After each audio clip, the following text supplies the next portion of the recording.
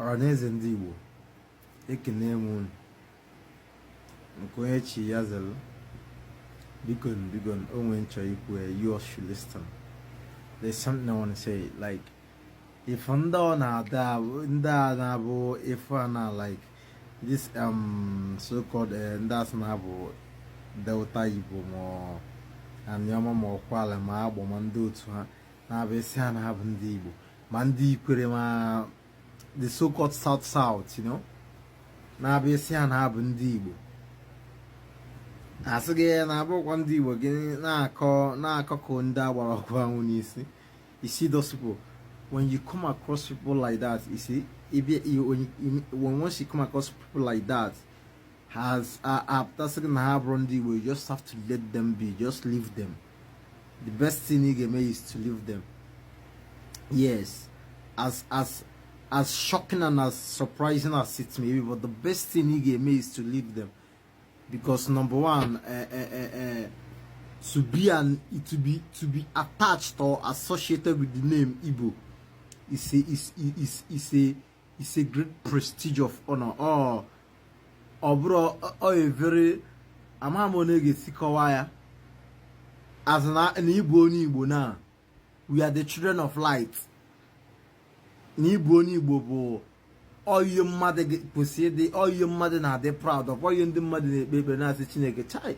Why you Igbo? I want me water. And again, na the truth because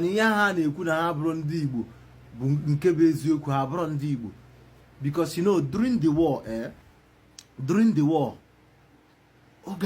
war, you see that there are a lot of things that comes to play that came to play during the 1967 to 1970 Holocaust and pogrom carried out against our people. There were a lot of things that came out to play. Okay, water. Anyway, two key factors.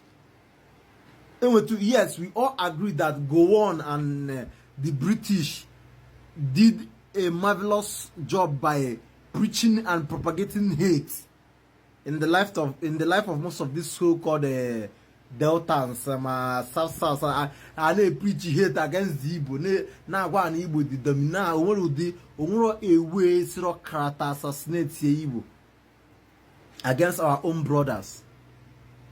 Though we also accept the fact that the then Ohaneze and Igbo made a huge mistake by not moving to unify the Igbo family, but that's a story for another day. Not minding this hate, with key factors that came to play because Abiana in areas like Port Harcourt, Iguacha, Nihuroha itself, and with a lot of abandoned properties, Bundibo, where Umunaya Bundibo, Fona abandoned properties, Umunea, Azuruchaya, Chomunea. Amame what in the kuna. Na Abiana state places like Port Harcourt, the place same as Port Harcourt, na Mobia, Boma, Ignita, Echie, many of this place, Rumuiboha, but landed properties are owned by Igbo men. Nda the so-called people are not Igbo men. All landed property is owned by their brothers and sisters. But immediately after the war, they take over these lands in the name of abandoned properties. That's the number one factor. Come to play me. You have to associate with this name called Igbo. I don't know if you understand what I'm trying to say.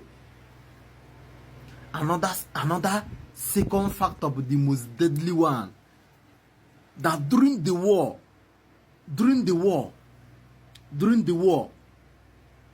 most of these Fulani men and the armies,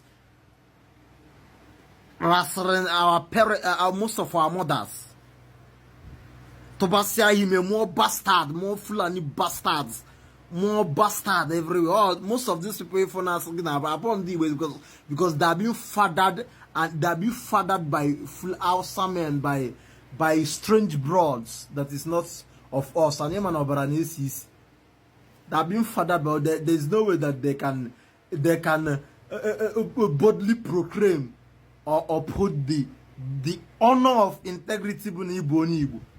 Are they possible? That's why most of them and apart from hapụgodi ndị na-agba politics na ama na ji agba politics, apart from ndị na-agba politics, most of these nonsense people na-asị gị na ha bụrụ ndị Igbo. Yes, I mana there is pure hate, mana ke ụdị hate ga-eme gị chọrọ iji na-aya onwe gị ifu onye ara na-azị Ifeanyị Chibuike ị na-asị na iburu onye Igbo ọrụ ara na-agba gị. You are daft in the head, you are crazy. You are crazy, that's the truth. Yeah, it's Yoku podcast. This is we preach it, we say things the way it is, we preach it directly the way it is. Oh, these are the key factors happen now. Most of our mothers slept with Fulani armies. Manda Hausa, Mandi, most of these Atawasa are our women. The imperative that our ladies these days, this generation, our ladies have to wake up to. Our ladies have to know that, wake up to to reality, and understand the time that we are in. Because ani Igbo, bo wanyangu bu a modern nation. Amame watin neku. Ana the old Eastern region is a modern nation. I don't know if you understand what I'm trying to say. The old Eastern region is a modern nation.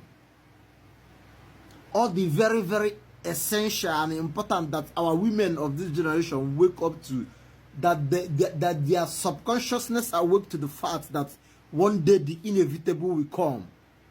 One day the inevitable will come, because that is the cost of freedom. I don't know if you understand what I'm trying to say. So I need our gears, Maro, what it means to capitulate. No matter no knows with our guests could say what it means to capitulate. I'm what because not on a very high echelon in terms of my reasoning and my explanation to the depth index of what I'm saying, because yeah, but a very important thing to our roots as Igbos and this your wanyang pota. Also the very, very important. Na nye uraba obara job ya means here within ourselves for future references, for future purposes. Amamuna na what in neku. Amama some people na bonwori na what in neku. Gwamne na what in neku na comment section. Gwamne na what in neku na comment section. Like and share. Invite your friend. This is Ezioku podcast. Ya neku be Ezioku. Because you shall know the truth, and the truth shall set you free. I will say, our ladies have to stand up. Stand up in the essence that the thing of they concerned about what is happening in our land. You have to know where you come from. Oh, when you have the one came for a model, she's making a video interview to enroll in an academy or something like that. Or if we're not Zafi, or say that he's from Lagos, he's here, you are daft. You are very, very stupid. What our uniqueness is in our cosmology, and we have to understand our cosmology. I don't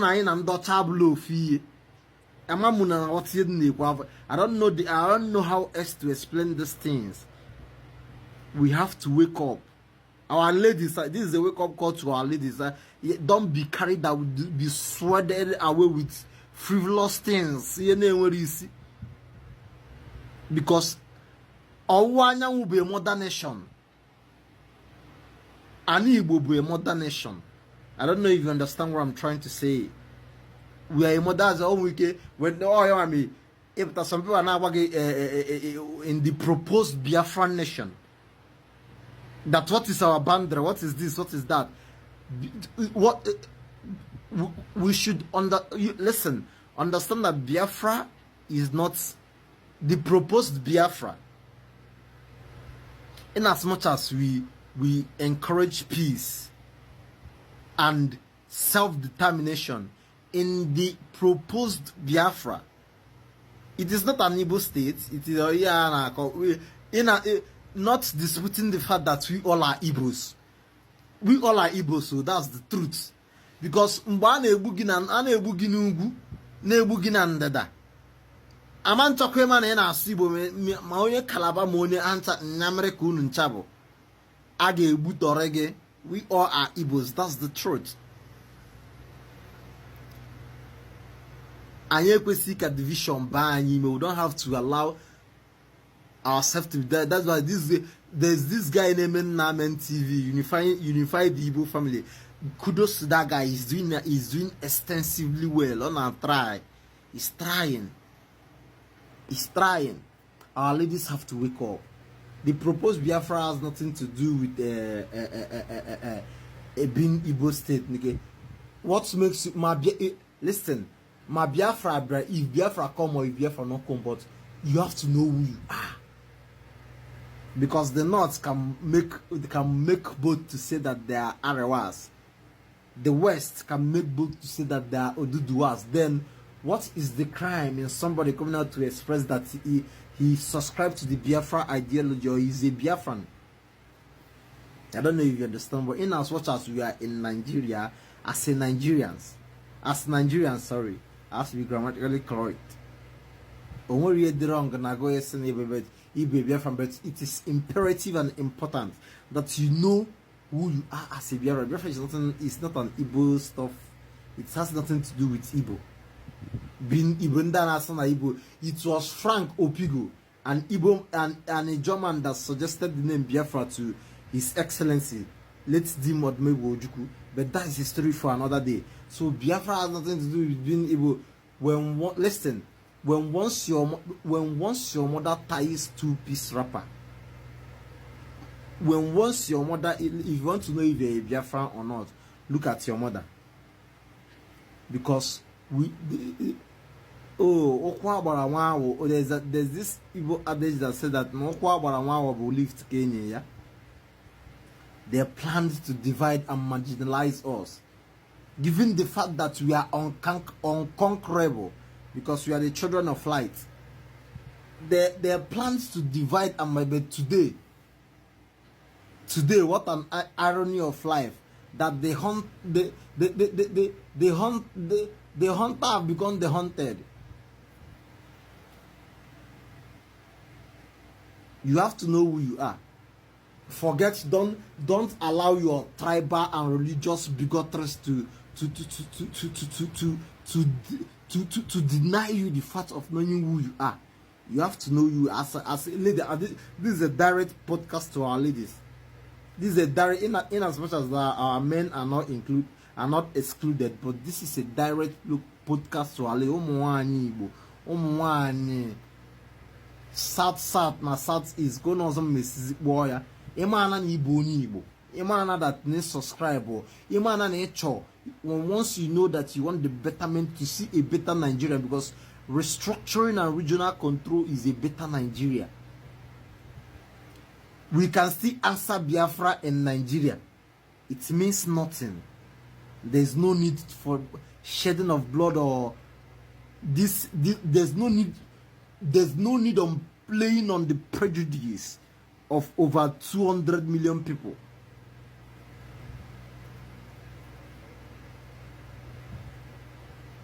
There's no need for all that. But it is important that you, because this is a grassroots movement, it is important that you know who you are. It is important because you know, because it is important we know who we are.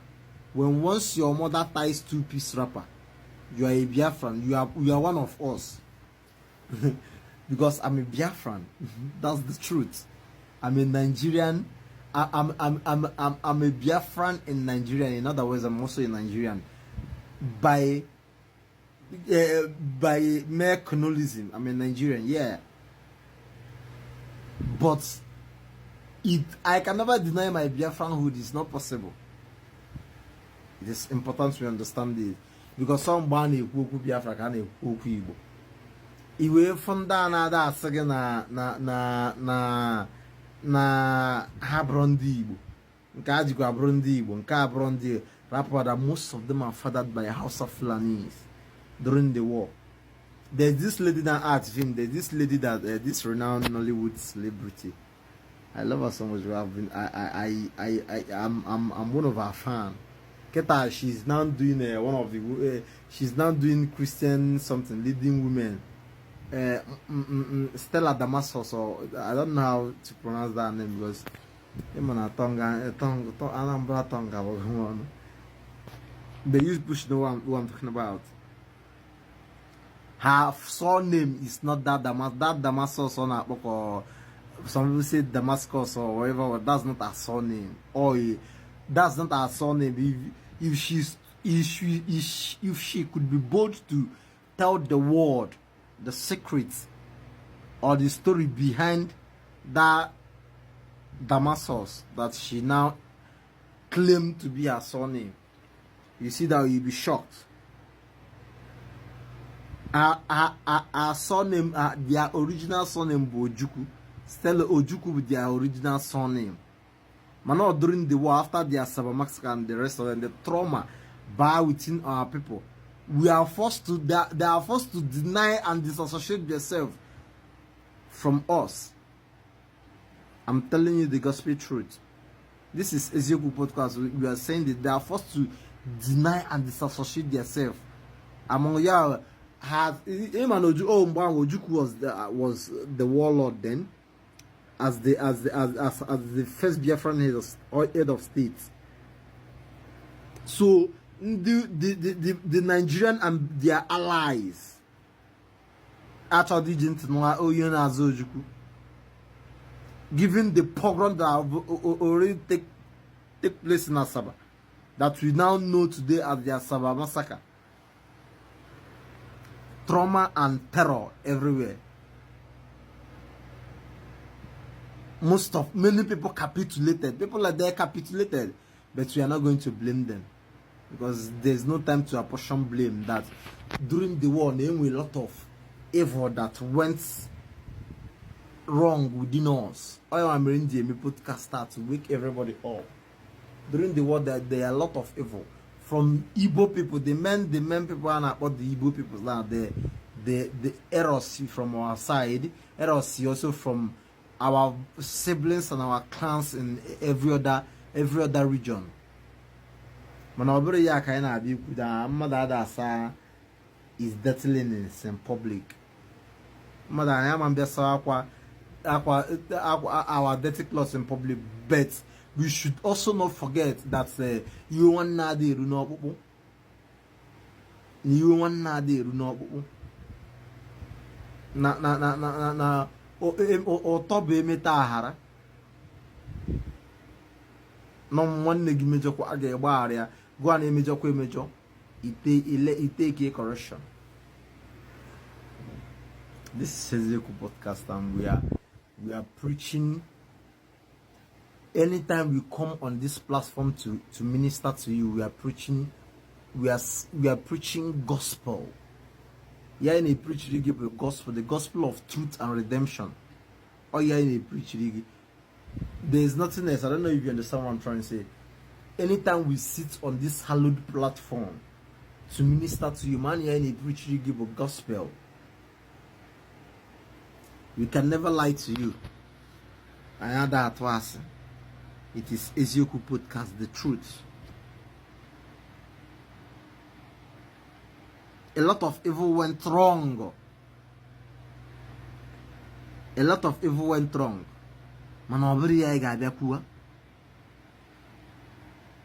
We've made these arguments in many occasions. As at 2009 to during the days of Peter, I've been in the street of Iroha. Igbo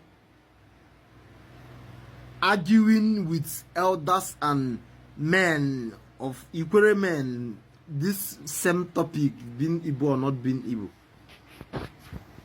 The truth can never be covered. Most of these Igbo, they don't know what it means to be associated with the name Igbo. Yaibobo, the children of light. And Igbo is a modern nation. Igbo is just the abbreviation now. The full pronunciation Bundigbo, we are ancient people. Igbo, the word Igbo, IGBO, is just an abbreviation. They try of mega by Bundigbo. We are ancient people. I don't know if you get what I'm trying to say. We are ancient people.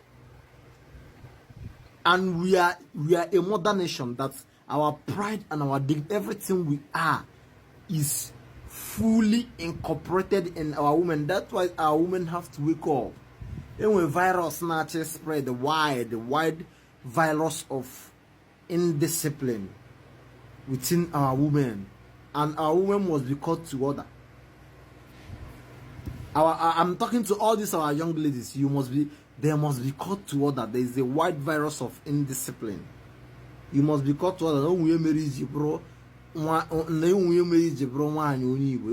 is a reason. Listen, go and as a woman, Boni, they are associated with Igbo. Go and ask your mother, why is the reason? When once your mother is tying two-piece wrapper, go and ask your mother. Once your mother is tying two-piece wrapper, I'm talking to you. I'm addressing you. Go and ask your mother why. We are arguably the only people in this face of the earth that our women ties two-piece wrapper. That is who we are, and we must not lose that. I'm talking. This message is going directly to you, our ladies. This high level of indiscipline. This high level of indiscipline cannot be condoned. It is a clearing call and a warning to our ladies. This high level of indiscipline cannot be condoned.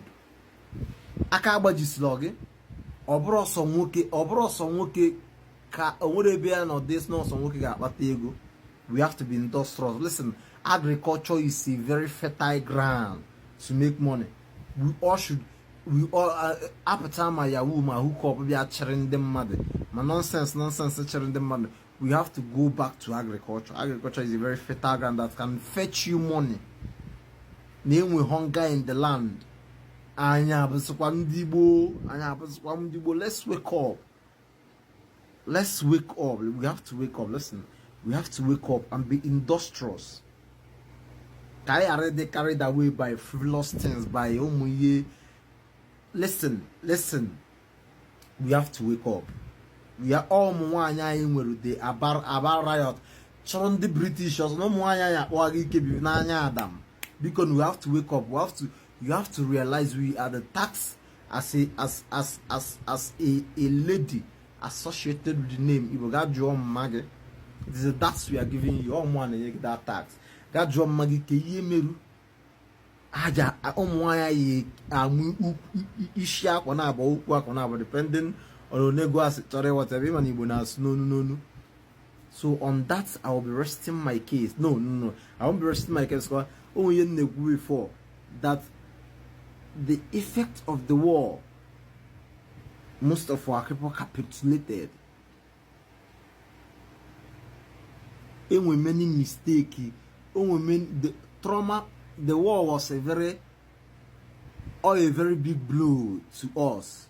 But I chest trap here because the 1967 to 70 pogrom was arguably the Third World War. It's arguably because we fought against the world. Umuro African country now Saddam joined go on and his armies. Both US armies, British, France, the former USSR, all of them, but we fought them. We stood our ground. I doffed my cap for the class of 67 to 70s. We fought gallantly well. So we can never regret or blame ourselves in any of the outcome. Ada sombabu arog okungwata ayamana ada sombabu arog and the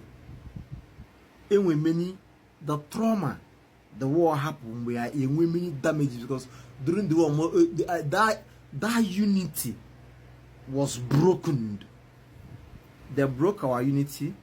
They divided us. If our Calabar and Igbo, Ndi Calabar Ndi Igbo, Calabar mini, Akwa Ibom mini, Calabar ko Igbo nta. I don't know. That pure Igbo people. They are our clans and our siblings. But today there is a lot of division. Even within the Igbo self, the so-called Igbos unquote. In the man after the Abakaleke, Onesa Akajon Abakaleke. Thank God for these days now. We are beginning to show that we are beginning to shut the devil up, you know. We are beginning to shut the devil up. So let's kada unity nata. Our women are mad that there is a great task that falls upon them. There is a great task that falls upon them. Just saw the all wine boys and all wine each cotton. You should never forget who you are. Ekunaka the impact of the war. The impact of the war deny Yage from what is right to do. That's why I give respect to Don Jazzy's mom, though she's late. I always respect and adores her. Because Don Jazzy is now one of the people. Nanya Adam, her father, his father said, Papa Melvin. Also now one of the that one now what can happen Igbo. Okofu Delta name Delta Igbo. They never denied their identity, even in the face of brutality and inhuman treatment. Also know the persecution that our people went through then in Lagos. But they stood their ground. That is why when Odumod Black came up and said he's Igbo, I tossed them in yours in a Odumod Black, you know, not a problem. Apart from the fact, not the super talented, no multi genius. Mano no of that, Sakagino, Yoko Squiba, Sabinus one Nyak with it, Nora. But to welcome them. Sabine is one name but to welcome them, we are still welcoming people that are people because you can never kill us. We are the light. We are the children of the light. We are the children of light. Igbo, this epic center of the world. That nonsense in Dutch and that minus now two. Even if they are working in the center of the world, they are more Ethiopia or Kenya. I don't know the exact place but it is garbage, pure lie. And Igbo, the epic center of the world, 0 longitude and 0 latitude. And Igbo, the center of the world. Listen, Europeans should explain the reason why they are frightened of us. They should explain the reason why they are frightened of the Igbo race. And the reason why I just try and I could see my reason now. They're proud of who we are. Mana, you define right, but our person. Now, so you won't keep equal the boom again. I carry on again. Again, our ladies should be warned, seriously warned. Our ladies should be seriously warned. We should get industrious. Our ladies should get industrious. Go beyond the shores of social media. Listen, go beyond the shores of social media and get industrious. Get industrious. There are many fertile sectors to venture into and make it in life. I'm be somebody and provide food to your table. Bomos nigga na na ba wejiro marai. Bikon emana ani Igbo a modern nation and no mwanya you respect them to me. I told me go no ku anyhow. I'm not coming to go no ku anyhow because I'm not going to disrespect you people. We respect you people so much. I am going no ku anyhow. It's not possible. Also no abo onesi gwagi no ugwu nwanyi bu dia onesi gwa gị na ugwu nwaanyị bụ di ya ka o sikwa wee n'aka nri n'aka ekpe mana ugwu nwaanyị bụ di ya onesi gwa gị na ugwu nwaanyị bụ di ya ka o si n'aka nri gwa so ugwu nwoke kwa bụ nwunye ya n'ọnụ ha bụ ugwu anyị ọkwa ịghọta we're not going to talk to you when you're about so I'm going to rest my case here. We are going to close today's podcast with this. We're going to close today's podcast with we are going to close this podcast with this.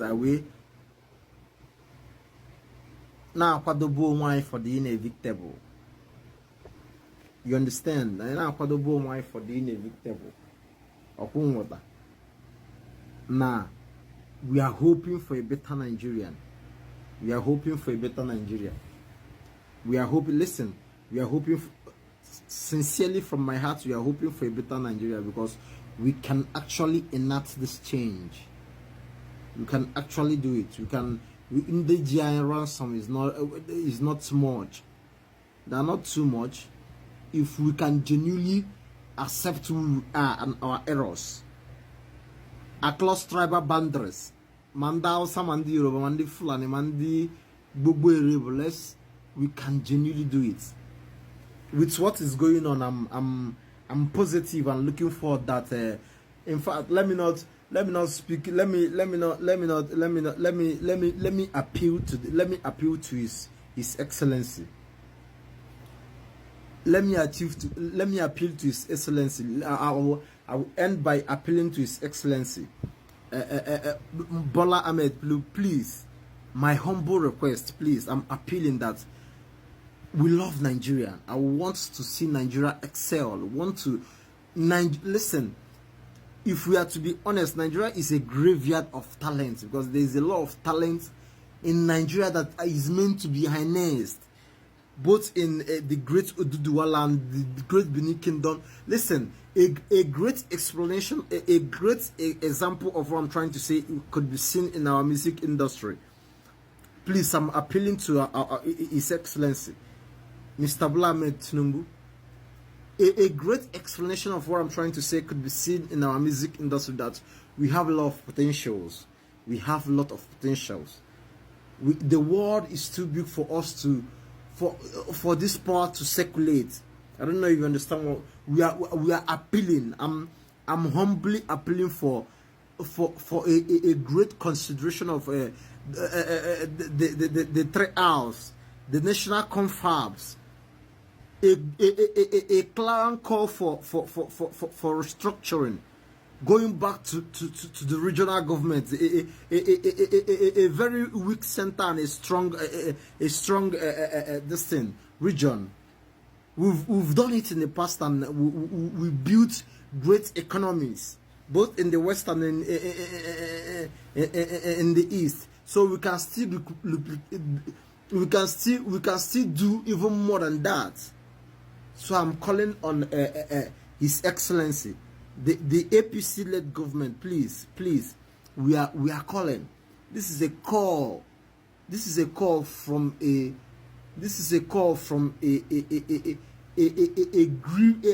aggrieved Nigerian, because there's hunger in the land. There's hunger in the land. A lot of priorities are being misplaced within our young men, and the youths are the future of this nation. Please, we must not forget that the youths are the future of this nation.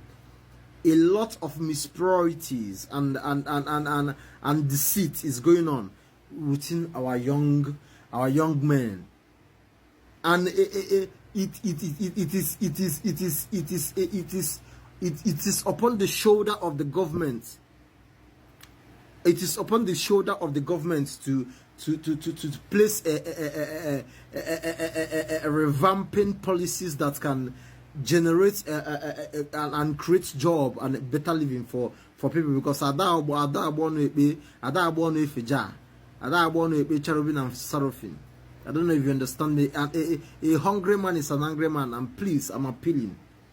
I'm closing by this, appealing that His Excellency Bola Ahmed Tinubu should consider, in his great wisdom, should consider it should consider returning Nigeria to the regional system. We've had it in the past, please, sir.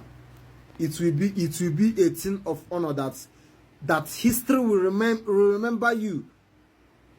It will be a very good thing of honor. Listen, it will be a very good thing of honor. It will be a very good thing of honor that history will remember you